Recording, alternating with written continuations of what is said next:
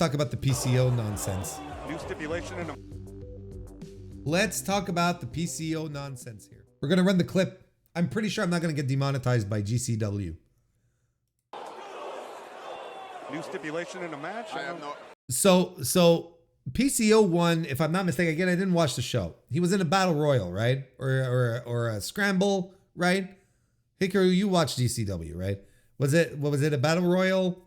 He had just won a match, right? I can't remember what it was. But he had just won a match, a battle royal. Thank you, Hikaru. And he had finished everything off. He was in the ring and he sets up a chair. Okay. It wasn't in Fortnite. So he has the TNA, right? The TNA Digital Media Championship, which is one of TNA's most coveted titles. He gives it the old spit shine. And he's got a sledgehammer. Now you're saying, why does he have a sledgehammer? It's PCO. He's fucking nuts. Don't ask too many questions. I've watched this clip a couple of times because I think it's really funny. And one of the things that makes it really funny is MLJ's reactions here are really funny. All right, so he swings for the belt, but he completely whiffs it. Right? Turn it off. He does it again. Completely whiffs again. Now at this point, Brett is like, I'm sure he's telling ML, get the fucking sledgehammer out of this guy's hands. He's gonna drive a hole through my ring. He can't aim properly. He's gonna drive the fucking sledgehammer through my ring.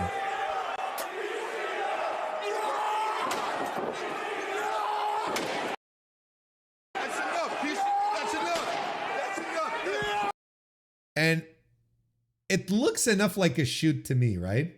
He tore the new canvas. So there you go. Because of the chair, right? The chair getting dragged around like that, right?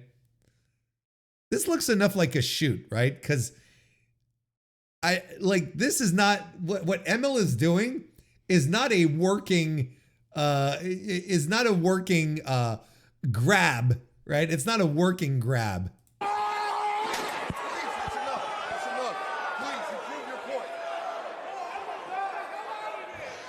And he tears the microphone out of ML's hand. And I saw some commentary. It's like, oh, it's clearly a work because ML gave him the mic. It's like, listen, pal, if this completely insane, huge, fearless, monstrous beast of a man swinging a sledgehammer wantonly, in front of a crowd is grabbing a microphone out of your hand, you let him take it. You let him take it. It's yours. Yes, sir. In fact, let me get you a second one. I've sold out the biggest house in TNA history.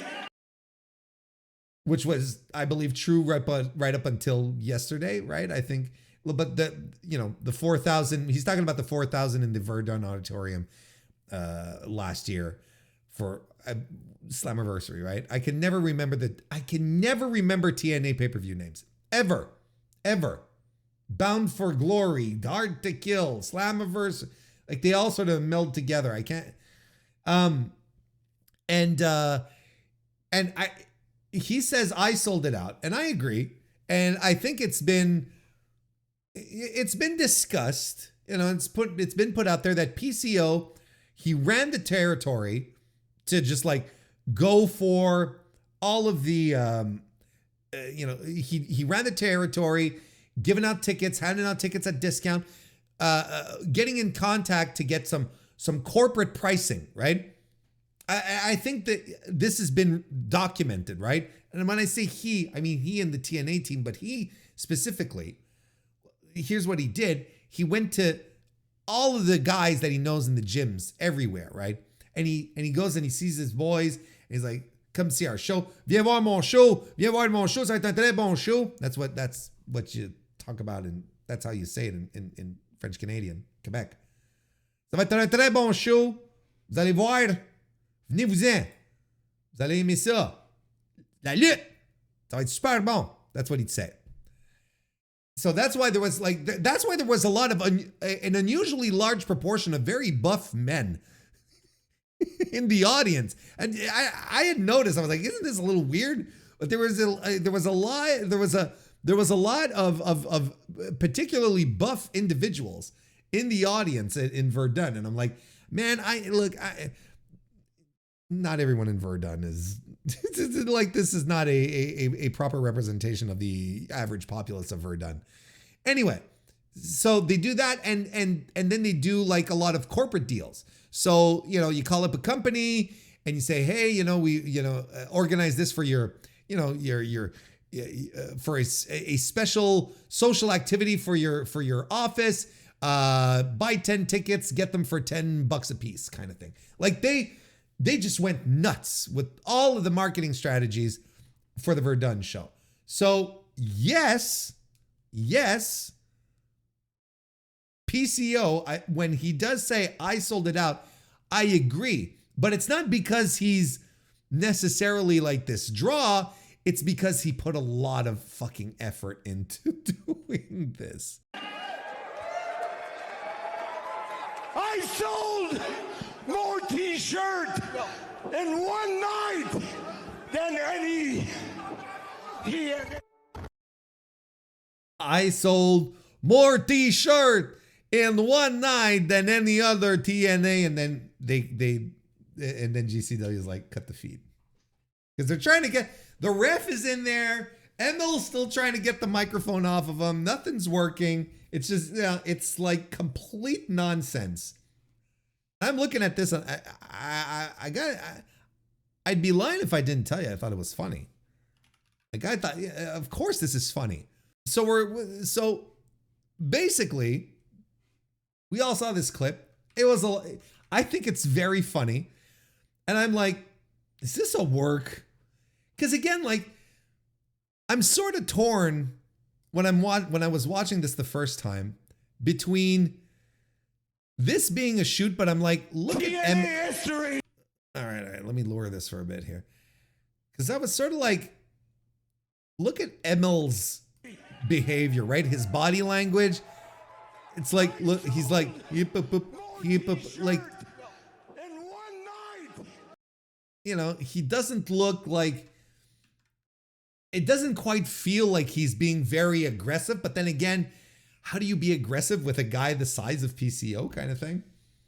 Because you'd think someone would be struggling with him, but then he's probably thinking to himself, I don't want PCO to fucking pop me in the face, which could absolutely be a thing, right? So I'm looking at this and like, I don't know. And then I'm thinking to myself, why are they airing this? Why is this going on? Why didn't they just like cut it immediately? Why is this going on?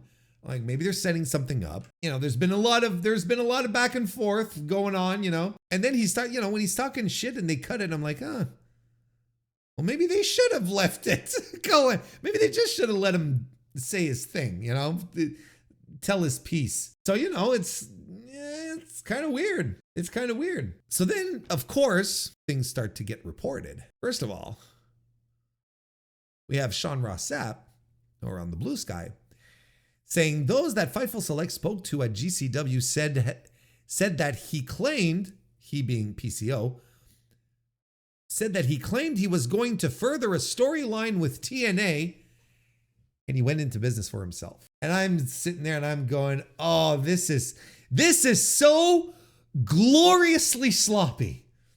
This is the pro wrestling I know and love. This is the shit I love. Where backstage stuff boiling up to the surface and appearing right in front of everyone in the most pro wrestling way possible. I was sitting there and I I haven't seen one of these in a while. Like, this is the real thing here. The guy comes in, he has the belt, he smashes it. No one knows exactly what's going on. He told us it was for a storyline. Okay. And then he goes into business for himself. Holy shit. You got to respect this, right? On a certain level. You got to be like, man, this fucking rules. Why don't we have more of this? Just outright airing grievances and doing it in the singular most pro wrestling way you could do it. Taking a sledgehammer to the belt of the company you have a grudge against and just trying to smash it into bits. Ah! Is this the classy way to do things? Is this the best way to do things? No, probably not. But you know what? I don't care. I don't have a pony in this race. I couldn't give a shit. I don't care. This is awesome. This is actually awesome, and probably the best thing that happened this weekend. Back to the thing here. PCO then decided to hit Twitter and to explain why he smashed the TNA title, the digital media title. Who, let's be honest, I don't know who gives a shit about this either. Who gives a flying fuck about the TNA Digital Championship? I'm not even sure there are people in TNA who give a shit about it. I think the only person who ever used it well was, who made the most of it is Joe Hendry, right? Because he was doing all the social media gimmickry around it too, right? This ruled. So okay. So he's back. No, Brian, stop that. So he gets on the Twitter today. And as the article, is this Jason? No, it's Ian Carey. Okay. And he's writing, he said, PCO has been active on social media today. Oh, you don't say. PCO has been active on social media today following his controversial appearance at People vs. GCW on Sunday. Controversial. You mean awesome? You mean awesome, not controversial? Wrong choice of words, Ian. After winning the kickoff rumble at GCW's Hammerstein Ballroom show last night, PCO proceeded to smash the TNA Digital Media Championship. Well, he tried his best anyway. The intent was there.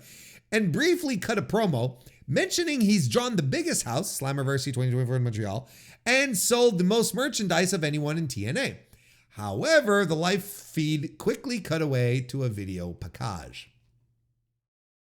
PCO has been responding to fans on X today, expressing his frustration with the new TNA management team that took over after Scott D'Amour's departure last year. PCO, and okay, so here's the thing. I understand, again, why he's doing this. But I don't understand why PCO was out there responding to Twitter randos. Right? I don't know why he's doing this. But again, adds more layers to this delectable story. Eventually you will understand. I am a fan of the Hardys, and that roster is so awesome. The production team and creative team in TNA, just so good. The new management, that's what EHHNN sounds like. Scott D'Amour was the architect. You need to get your evidence before judging. He added, time will tell the full story and it won't be pretty. So you need to get your evidence before judging. Just say it. See, this is what I fucking hate about pro wrestlers when they do this kind of stuff, right? When they go on Twitter and they say, false, you shouldn't seek the truth. You shouldn't be listening to so-and-so. One day the record will be set straight. I'm like, brother, do it. Just do it. Do it. Set the record straight. Because wrestlers, will talk to dirt sheet reporters under the guise of anonymity, right? Well, they say, oh, you can't put my name on this, and that's fine. But then, stuff starts happening. Shit starts getting published about them, and it's like, oh, you can't believe them. Get your facts straight. What are the facts? We don't know what the facts are. In fact, we don't know what's going on. You're unhappy. TNA's not saying a thing. What? All right, tell us your side then, PCO. Let us in on it. Clearly, you're not happy. We're going to talk. He explains it a little bit. He gives us some insight. But it's like, check your facts, brother. There's no facts because no one ever talks. No one ever talks on the fucking record in pro wrestling. So there are no facts. And this was your opportunity to do it. And instead, you're just playing, the truth will come out. Will it? He had this other post saying, people don't care for victims. They care for the ones who stand up and monsters their way through. I'm not even sure what that means. PCO also confirmed a report from our own Dave Meltzer on Wrestling Observer Radio last month that TNA was asking wrestlers to take pay cuts. 7,100 pay cut. So 30% pay cut?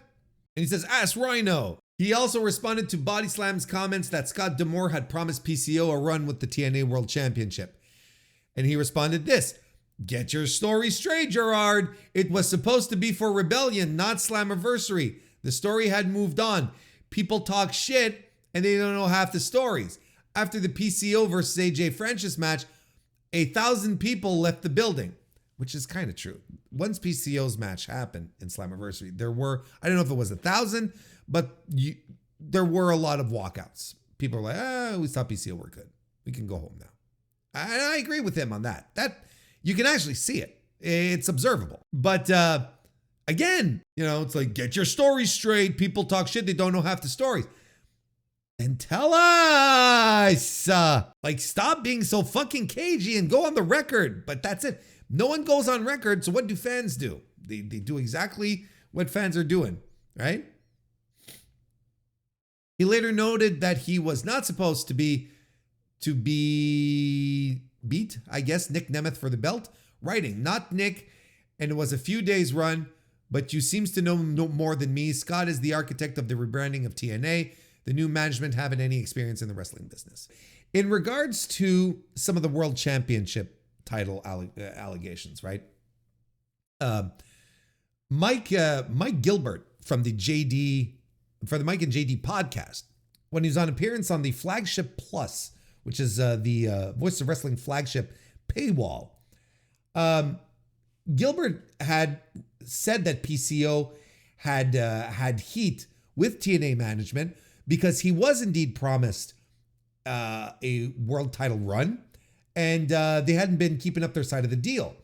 And Gilbert went on to note that the international heavyweight title that PCO brought out at Slammiversary, which is the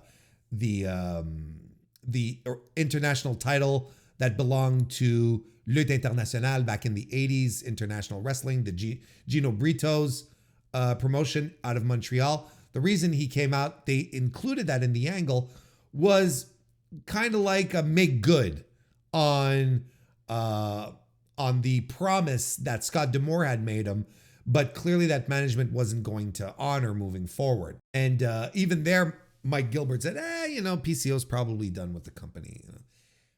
So all of these things coming together, you're starting to piece, you can get a picture of how things were coming together here. The pay cut, it's always about money. Most of the time in this stuff, it's about money. So the pay cut was clearly an issue, and the broken promises, right? There's the broken promises that happen throughout all of this as well, where you're like, well, goddamn, it's just like this. What are you going to do? Wrestlers are going to be wrestlers. And I appreciate the true old school bridge burning here that PCO has done. Like that, it's just tremendous. I don't think he's not coming back. I don't know what they're going to do with the title. It doesn't matter. The one thing, because of course, like this all turns into conversation, right? All this turns into big talk, big dialogue online, right? And I think one of the things that I think it's okay to just be into this because of the sloppy, petty stuff coming into public view in the most pro wrestling way possible. This is why I'm into it, right? I'm not into it because PCO is some kind of super worker, because he still has so much to give, because the man is pushing 60, right? He's 57 years old. He's pushing 60, 57. His body is so broken down from all of the insane shit he's been doing. He doesn't have much left. He doesn't have much left to give. Why are we sitting here pretending? When I say we, I mean a lot of people, a lot of folks, pretending that Pierre-Carl Ouellet has so much left, like he's this great performer, this great wrestler, and that a great injustice has been done. I'm like, at this point, honestly, it's fine. PCO had his time, and he retired for a little while, came back doing the Frankenstein shit, right? And then leaned into the fact that he's an old guy, he's broken down, but he still does batshit crazy nonsense. That's what he leaned into. And that's what added on more years to his career. But we're not going to pretend like this is some great travesty, that this is TNA fucking up. Like, it's not cool what they did. You know, they're like, you're taking a pay cut, and not honoring promises that were made. Like, all that is bullshit, right? But the one part of this discourse that I can't get into is like, PCO, what a jam up guy. It's like, if anything, we have the proof right here. He's a worker. He's a top tier worker. And he to the point where it's like that he knows how to get at the people he's pissed off at to really piss them off. He gets it. And he knows what he's doing. He's burning the bridge. And no one forced him to do it, as far as we know. No one forced him to drag a sledgehammer down to Hammerstein and try to destroy a belt. Like, no one forced him to do that. I'm talking about this, and I think it's great because of how messy it is, because of how sloppy it is. It's just messy, sloppy, fantastic pro wrestling drama. Just like pro wrestling is intended to bring out sometimes. And I think a lot of fans are just, since a lot of them are new fans, are shocked at this because how, controlled and asepticized everything is now. Whereas back in the day, like Chad is pointing out, right? Stan Hansen doing it to the AWA back in the day. Like, you've been around the block a couple of times. You're like, yeah, this rules. This is great. This is great. But I'm not going to sit here and bemoan the mistreatment of PCO. It doesn't make sense on that front. But everything that happened in front of the camera, everything that happened at GCW, man, that was tremendous. That's just tremendous. That's just tremendous stuff. Legitimately, absolutely, 100% tremendous stuff.